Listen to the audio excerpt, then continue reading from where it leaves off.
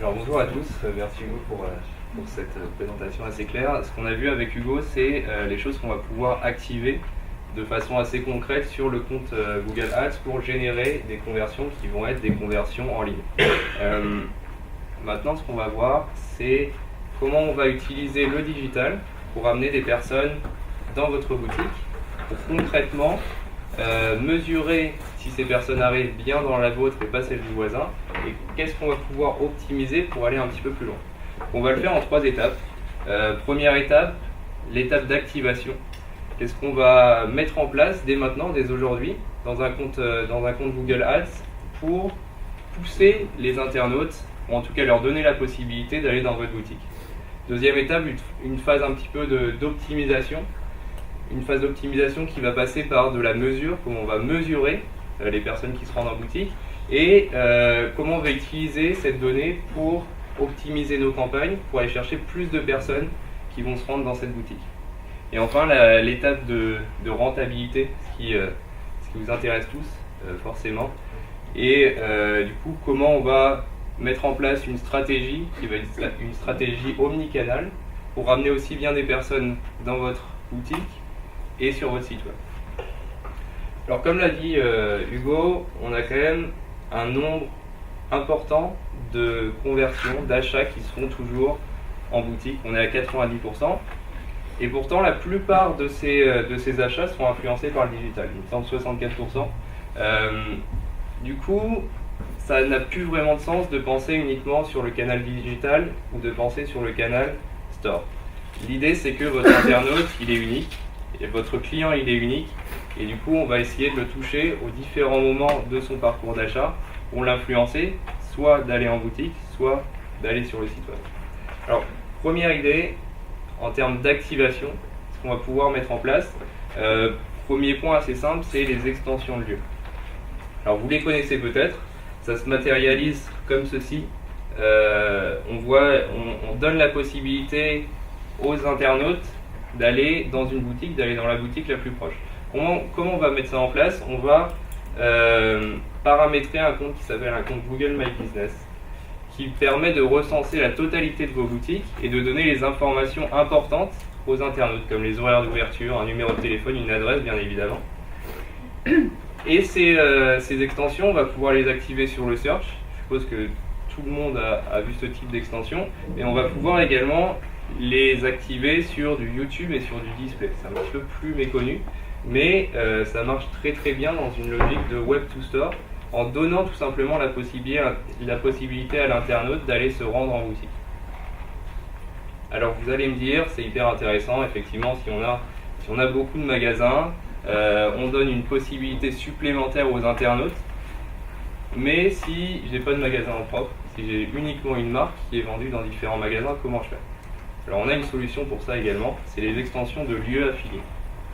Cette fois, on ne va pas pousser l'internaute à aller dans votre boutique, mais on va pousser l'internaute à aller dans la boutique la plus proche qui vend votre produit.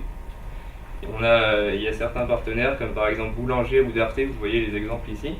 Et en gros, l'idée c'est de se dire, de respecter ce constat qui est que chaque client n'a pas forcément pour vocation d'acheter en ligne. Il faut comprendre cette idée et lui donner une autre opportunité. Certains produits, pour certains clients, ils ont besoin de les voir, ils ont besoin de les essayer. Et du coup, ne pas donner cette possibilité, ça vous coûte forcément des ventes. Je vous invite, si vous êtes une marque qui utilise des magasins revendeurs, à activer ce type d'extension. Donc ça, ce sont des faits assez concrets, des choses concrètes qu'on va pouvoir mettre en place sur un compte Google Ads qui a un impact assez fort. Mais pour aller encore un petit peu plus loin, il va falloir se dire comment on va pouvoir mesurer toutes les personnes qui se rendent en boutique. C'est assez intéressant d'avoir des extensions de lieux qui poussent les internautes à aller en boutique, mais comment on va pouvoir mesurer, comment on va pouvoir optimiser tout ça. Alors premier point, la mesure du trafic en boutique. Avant les solutions de Google, on essayait de donner des estimations plus ou moins grossières sur les personnes qui vont se rendre en boutique. Actuellement, on a une solution qui apparaît dans le compte Google Ads qui nous permet d'aller beaucoup plus loin. Alors du coup, quelle est la procédure pour que Google mesure efficacement les personnes qui, après avoir cliqué sur votre annonce, vont se rendre en boutique? Déjà, premier élément, les seuls internautes que Google va pouvoir traquer, c'est les internautes qui sont logués sur leur compte Google et qui ont leur navigation d'activer. À partir de ce moment-là, quand ces personnes-là cliquent sur votre annonce, on va essayer de regarder s'ils se rendent bel et bien dans votre boutique. Deux éléments pour le savoir. Premier élément, en termes de cartographie. Google a cartographié, je dirais pas la planète entière, mais presque. En tout cas, la France entière, c'est certain. Et du coup, grâce à cette cartographie, que si vous êtes utilisateur de Google Maps, vous pouvez vérifier assez facilement, on s'aperçoit où se situe votre magasin. Et d'ailleurs, même dans un centre commercial, sur plusieurs étages, on a une localisation qui est hyper précise, vraiment au mètre près. Et du coup, c'est une des solutions les plus avancées sur le marché. Donc on a cette donnée, on sait où se situe la boutique. Maintenant, il va falloir savoir où se situe l'internaute par rapport à cette boutique. Google va utiliser un outil merveilleux parce que de toute façon, à l'heure actuelle, on se sépare jamais de son téléphone portable, c'est notre meilleur ami. Du coup, ils vont utiliser ces données de géolocalisation, pour savoir si on se situe bien dans cette boutique. Les données de géolocalisation vont être des données basées sur les éléments GPS que vous retrouvez notamment sur Google Maps ou sur Navigation, si vous les utilisez, qui sont des données assez précises qui vont combiner à des données de connexion au Wi-Fi de la boutique. Donc pour être certain que l'internaute se situe réellement dans votre boutique, ils vont pouvoir les combiner pour avoir une mesure la plus fiable possible. À partir du moment où Google a suffisamment de données sur les personnes qui ont cliqué sur l'annonce et qui se sont rendues en magasin, il va y avoir encore une troisième validation, qui va être une validation basée sur un questionnaire qui va interroger les internautes et leur demander est-ce que vous êtes bien rendu dans la boutique pour eux, par exemple. Après cette validation, et après un nombre de visites suffisant pour avoir une vérité statistique, Google va extrapoler les données des utilisateurs qui sont logués et qui ont leur navigation d'active à la totalité des internautes qui ont cliqué sur votre annonce. Et grâce à ça, on va avoir des données de visite en magasin qui vont pouvoir s'associer à vos campagnes Google Ads. Alors c'est une donnée assez révolutionnaire, ça fait à peu près 1 an qu'on utilise cette donnée, 1 an et demi, et ça nous permet d'avoir une vision beaucoup plus claire de l'utilité réelle des campagnes Google Ads. Avant, on avait uniquement cette donnée, combien de clics on a eu, combien d'impressions on a eu, combien de conversions on a généré sur notre site web. Grâce à cette donnée, on va avoir un incrément de visites en magasin. Et ça, c'est une donnée capitale pour pouvoir vraiment analyser la performance réelle d'une campagne Google Ads. Alors cette donnée, elle est également disponible depuis très peu. D'ailleurs, c'est encore en phase de bêta sur Google Analytics. Dorénavant, pour les annonceurs sélectionnés dans cette bêta, vous allez pouvoir avoir la possibilité d'avoir cette donnée de store visit directement dans Google Analytics, peu importe le canal d'acquisition que vous utilisez. La procédure est un petit peu différente, mais elle est assez similaire à celle de Google Ads, qui va utiliser notamment l'historique de navigation, l'activité sur le site web, et forcément, encore une fois, le lieu des boutiques qu'on retrouvera sur Google My Business. Donc, du coup, on a cette donnée de store visit qui est hyper intéressante, qu'on va avoir au niveau du compte Google Ads et qu'on va pouvoir activer sur les différentes campagnes.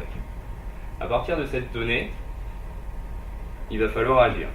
Toute logique, c'est ce qu'on fait depuis des années chez Advisors, c'est se baser sur les notions de conversion, notre taux de conversion, tous les éléments qu'on a au niveau de la campagne pour prendre des décisions et pour savoir s'il faut investir plus, investir moins, enchérir plus, enchérir moins. Alors cette donnée de store visit, il va forcément falloir l'utiliser. Ici on a une étude réalisée par Google, qui semble assez logique d'ailleurs. C'est qu'un internaute qui se situe à moins de 8 km d'une boutique a 1,7 fois plus de chances de se rendre dans cette boutique. Alors ça paraît logique, vous allez me dire. Pour autant, on voit jamais des annonceurs qui prennent en compte cette donnée pour ajuster leurs enchères. C'est très très rare qu'on voit ce type de stratégie. Alors nous, on a fait ce type de stratégie sur un de nos clients qui s'appelle Pandora, qui vend des bijoux. Et en fait, on a analysé deux choses. On a analysé le taux de conversion des internautes en fonction de leur distance par rapport à un magasin. Et on s'est aperçu de façon assez claire que les internautes qui sont à moins de 800 mètres d'une boutique convertissaient beaucoup moins bien que les personnes qui se situaient à plus de 800 mètres. Alors du coup, en tant que marketeur, pour optimiser la campagne AdWords, on aurait dû se dire, ok, donc les internautes qui sont à moins de 800 mètres convertissent beaucoup moins bien, je vais moins enchérir sur ces personnes-là parce qu'elles ont moins de valeur pour nous. De réagir comme ça, c'était méconnaître totalement cette idée d'omnicanal. Pourquoi ? Parce que si on combinait cette donnée de conversion sur le site web à des données de conversion en boutique, on s'apercevait qu'en fait une personne qui se situait à moins de 800 mètres d'une boutique avait beaucoup plus de chances de se rendre en boutique et du coup avait beaucoup plus de valeur pour la marque. On a calculé un petit peu la différence de valeur entre une personne qui est à moins de 800 mètres et une personne à plus de 800 mètres et on s'est aperçu qu'une personne à moins de 800 mètres avait 40% de chances de plus de convertir, que ce soit en boutique ou sur le site web par rapport à une personne qui se situe à plus de 800 mètres. Donc là, on voit concrètement qu'on peut prendre des décisions assez claires grâce à ces données de Store Visit. Là où, dans le passé, on se serait totalement planté, on aurait sous-investi sur un profil de client qui est pourtant qui a énormément de valeur pour nous. Grâce à ces données, on va pouvoir ajuster de façon différente. Ici, on voit un petit exemple, c'est-à-dire que dans un rayon d'1 kilomètre, on va augmenter nos enchères par exemple de 50% en fonction des performances qu'on a évidemment. De 1 à 5 km plus 20% et de 5 à 8 plus 10%. Donc ça c'est concrètement qu'est-ce qu'on va faire sur nos comptes Google Ads pour essayer de ramener plus de personnes en boutique, essayer de ramener plus de personnes qui ont de la valeur pour votre marque. Alors pour l'instant, toutes ces optimisations, tous ces ajustements, c'est des choses qu'on fait manuellement, qui sont un peu contraignantes et on l'a vu, et Hugo l'a très bien relevé, nous on aime bien s'appuyer sur des outils automatisés, sur des algorithmes pour essayer d'aller un petit peu plus loin. Pour l'instant c'est pas possible sur ces données Store Visit, mais Google travaille sur des solutions qui vont permettre d'utiliser ces données, ces éléments de Store Visit pour pouvoir faire des ajustements d'enchères automatisés grâce au machine learning. Et d'ailleurs, il semble qu'il y a des bêtas qui sont dans ce sens actuellement et qui vont permettre d'aller beaucoup plus loin sur les comptes Google Ads des annonceurs multicanaux. Un autre point, on voulait vous faire une autre annonce. Google a lancé il y a quelques semaines un nouveau type de campagne qui est assez révolutionnaire, qui s'appelle les campagnes Local Campaigns. Ces campagnes, c'est les premières campagnes chez Google qui vont être orientées uniquement vers du trafic en boutique. Là, on oublie totalement les résultats qu'on va avoir sur le site web. On va uniquement dédier ces campagnes à ramener des internautes dans les boutiques. On a eu la chance chez Advisors de le tester chez 2 annonceurs. Pour l'instant, on a peu de données puisque ça a été lancé il y a seulement quelques semaines. Mais le concept est hyper intéressant parce que Google va une nouvelle fois utiliser tous ces outils, tous ces algorithmes pour ramener les personnes qui sont le plus susceptibles d'aller se rendre dans vos boutiques en utilisant toutes les données qu'ils ont à leur disposition comme les historiques de navigation, les historiques en termes de GPS où ils ont l'habitude d'aller et combiner à la grandeur et la variété de l'inventaire Google. Donc on retrouve forcément le search, YouTube, display, mais là où c'est assez novateur, on va retrouver également Google Maps, qui est quand même un élément primordial dans la navigation des internautes. Et sur Google Maps, ça se matérialise de façon assez impressionnante. Je ne sais pas si vous avez l'occasion de voir ce type de campagne, mais ça va se matérialiser par un pins assez prédominant sur la map.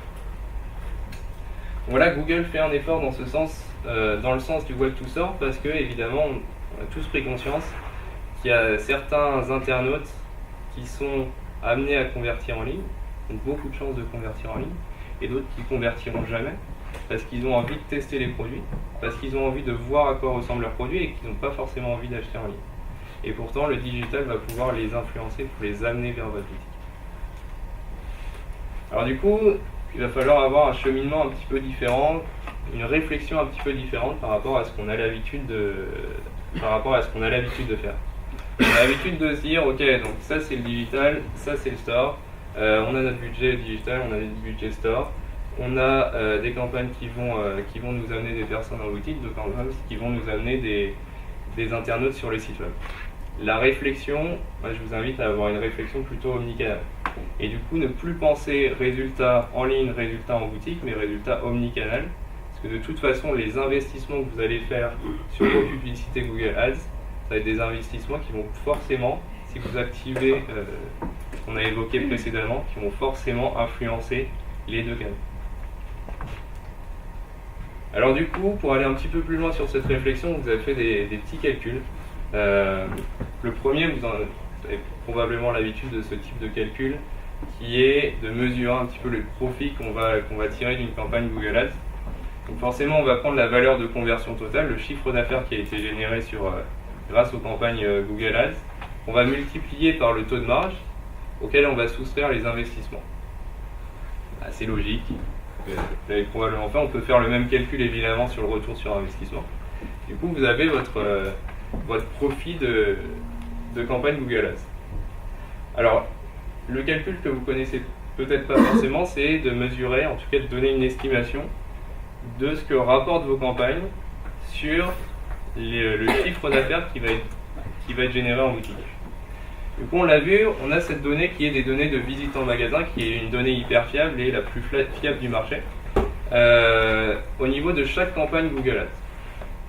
Cette donnée, on va la combiner au taux d'achat en magasin. Ce qu'il faut savoir, c'est que souvent on a l'habitude de prendre un taux d'achat en magasin qui va être un petit peu plus élevé que le taux d'achat que vous avez l'habitude de voir. Pourquoi? Parce que les profils sont quand même beaucoup plus qualifiés. C'est-à-dire qu'ils ont fait une recherche préalablement en ligne, ils ont cliqué sur une annonce et ils se sont dirigés vers votre boutique. Donc forcément, il y a plus de chances de convertir. Donc cette donnée, grâce aux ventes et au taux d'achat en magasin, on va avoir une estimation des conversions en magasin, des achats en magasin. Alors on ne va pas s'arrêter là, on va essayer de vous donner une estimation du chiffre d'affaires qui va être généré en magasin. Du coup, cette donnée, on va la multiplier par le panier moyen en boutique. Et à partir du moment où on a notre chiffre d'affaires, notre estimation de chiffre d'affaires en boutique, on va pouvoir faire exactement le même calcul en le multipliant par le profit auquel on va soustraire les investissements Google Ads. Donc ici, du coup, on a deux données primordiales pour vous qui sont votre profit sur les ventes en ligne et votre profit sur les ventes en magasin. Forcément, pour avoir une vision omnicanale, pour avoir une compréhension globale de ce que vous rapportent vos campagnes Google Ads, on va les combiner pour avoir une donnée omnicanale, donc des profits omnicanal, où on va pouvoir également mesurer, si vous avez plus l'habitude de ces données, un retour sur investissement omnicanal qui va vous prouver l'utilité de vos différentes campagnes Google Ads. Et moi, je vous invite vraiment à prendre en compte cette donnée pour prendre des décisions stratégiques sur l'orientation de vos budgets. Ça suffit plus de prendre uniquement des décisions sur uniquement les ventes en ligne. On l'a vu, tout ce que vous allez faire sur le digital va fortement influencer ce qui va se passer en boutique. Donc forcément, c'est important de prendre en compte cette donnée dans vos investissements publicitaires. On a vu ici comment mesurer un ROI omnicanal. Donc, pour tout euro investi dans mes campagnes digitales, combien vont-elles me rapporter en ligne, combien vont-elles me rapporter en magasin, et surtout, combien vont-elles me rapporter au global. Si on est le dirigeant ou le directeur marketing d'une entreprise, eh bien, on a besoin d'avoir cette vision globale.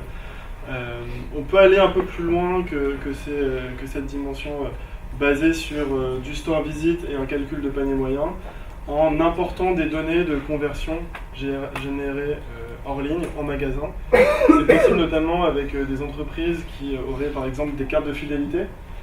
Si on arrive à identifier au final que mes acheteurs ont réalisé un achat dans ma boutique et on arrive à l'identifier avec une carte de fidélité par exemple, eh bien, il y a un matching qui peut être fait sur le back-end de Google qui permet d'identifier eh bien, toute personne qui a cliqué sur une annonce et qui ensuite a été sollicitée avec sa carte de fidélité en magasin pour précisément eh bien, calculer les ventes qui ont été générées par la suite. Donc si vous avez ces données liées à vos cartes de fidélité, je vous invite à regarder les ressources en ligne sur l'import de conversion hors ligne. Et si on veut aller même un peu plus loin sur tout ce qui est gestion de votre donnée, gestion de vos inventaires, amélioration de vos systèmes d'information, on a des équipes dédiées qui sortent un petit peu du marketing mais qui sont mine de rien très liées à vos investissements, qui sont les équipes Google Cloud, qui peuvent également vous aider à faire parler votre data et aller une étape plus loin vers l'intelligence artificielle propre à votre entreprise. C'est des notions qui sont assez pertinentes. Également, j'aimerais terminer avec ce qu'on appelle la Customer Lifetime Value. Est-ce que tout le monde connaît ou a déjà entendu parler de cette notion de Customer Lifetime Value? Levez la main. Ouais, pas mal de monde en effet.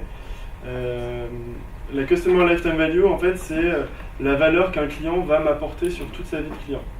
Donc si on a un client qui est fidèle et qui revient fréquemment, eh bien, sur toute sa vie, eh bien, il va revenir plusieurs fois. Et au final, ma réflexion marketing de me dire je dois acquérir un nouveau client, elle doit être non pas basée sur ses premiers achats qui vont être effectués, mais sur l'ensemble des achats qui vont être effectués sur sa vie de client. Si je vous fais un petit jeu et que je vous fais deviner, selon vous, 14 000 dollars, à quoi ça vous fait penser? Qu'est-ce que ça vous évoque? Si vous deviez deviner... Le prix du prochain iPhone?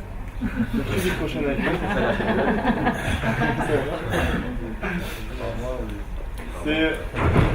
en fait, il s'agit de la Customer Lifetime Value qui a été calculée par Starbucks. Donc Starbucks, on connaît tous, ils vendent des cafés à 4 ou 5 dollars, si c'est possible. Ils ont mené plusieurs études et ils ont réalisé qu'un client fidèle, il va revenir 5 fois par semaine consommer un café à 4 dollars sur une durée de 20 ans. Et avec différentes méthodes de calcul, ils ont estimé du coup qu'un client fidèle va leur apporter sur toute leur vie 14 099 dollars. C'est bien dans le café, hein. Donc, la réflexion qu'on peut avoir sur ces chiffres-là, c'est que Starbucks vend des cafés à 4 ou 5 dollars. Et quand ils réfléchissent aux États-Unis, quand ils se sont étendus à Manhattan, ils ont réfléchi non pas au coût d'acquisition pour la vente d'un café. Je vends un café à 5 dollars, du coup je vais essayer d'acquérir un client pour 4 euros et comme ça j'aurai encore 1 euro de marge, ou n'importe quoi. Ça c'est leur réel coût d'acquisition.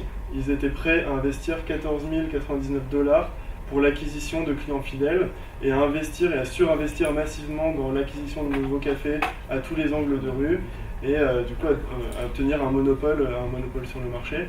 Et c'est un exemple un peu qui parle parce que c'est assez impressionnant, mais je vous invite vous également dans votre réflexion d'acquisition de clientèle à se dire quel est le prix réel que je suis prêt à payer pour acquérir un nouveau client, sachant qu'une fois qu'il va être client et que je vais arriver à le fidéliser et à maximiser sa valeur sur toute sa vie, il va peut-être m'apporter beaucoup plus que la transaction première qu'il va réaliser avec moi.